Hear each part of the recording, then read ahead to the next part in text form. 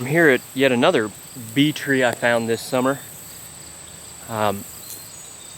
When you're walking around in the woods, it's something you ought to do if you're going to try to catch these bees. Always be cognizant of what's around you, because this particular bee tree happens to be pretty high. I'd say this thing is pushing maybe 18 feet off the ground, somewhere around there. But you can see the landowner that lets me put traps on his place happened to notice this one. It's right next to a brush pile, and when I see them in trees, I've tried unsuccessfully several times to extract them from trees, and until I find a better method, I guess I'm just gonna have to let them be.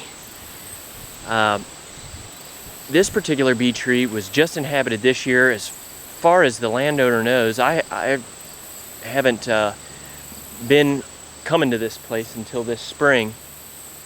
But he said earlier this has never had bees in it before.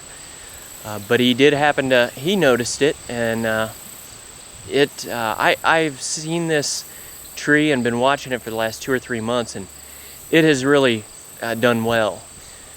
It's a good idea to take a GPS with you. When I do find bee trees, I try to take my GPS and mark that spot, because then you can use that GPS to go a half mile or a mile, or just gauge where you put your swarm traps. Because if this thing makes it through the winter, there's a really good chance it'll swarm next spring. You can see there's a lot of bee activity. I wish that I had that kind of activity coming out of my hives. This one being new, I have not noticed the characteristic darkening at the entrance.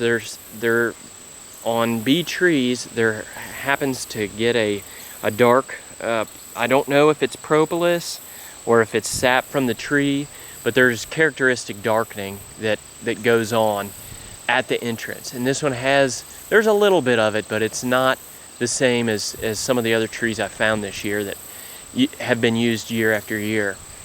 So that's something you can look for, even if you don't see the bee activity going in and out. If you happen to be walking through the woods and you see a hole that has a lot of darkening around it, and it looks like propolis, there's a good chance that's a bee tree, and you want to mark it if you're interested in trying to catch bees for free. So I'm going to sign off here again, and get out there and try to see what's around you and catch some of these bees.